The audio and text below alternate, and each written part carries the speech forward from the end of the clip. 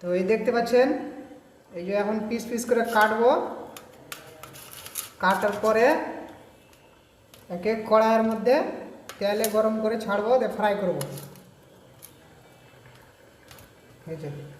এই দেখো বন্ধু, কড়াইয়ে তেল ঢেলে দিলাম, কড়াইটা গরম হয়ে গেল।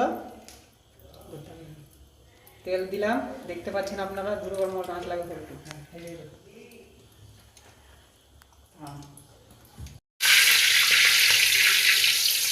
এই যে দেখতে পাচ্ছেন, এই যে আন্ডার আমরা মাছ বানাবো ডিমের। এই যে কড়াইয়ে ঢেলে দিলাম, তেলটা পুরো হাতে দিয়ে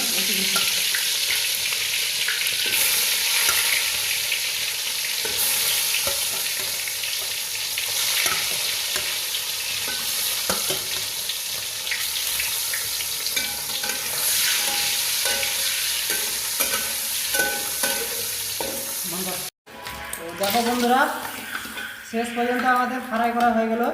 এই যে দেখতে পাচ্ছেন আপনারা, হালকা করে লাল করে নিলাম, ফ্রাই করে উঠিয়ে দিলাম।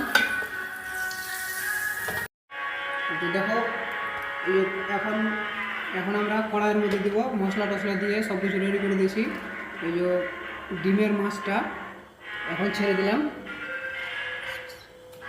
ঠিক আছে, তো দেখো বন্ধুরা, লাস্টে ফাইনালি আমাদের ডিম থেকে মাছ রান্না করা হয়ে গেল। দেখো আপনারা দেখতে পাচ্ছেন, আজকে মাছটি করে খাবো আমরা। এই যে দেখেন কত বড় বড় পিস, ছোট ছোট পিস করেছিলাম।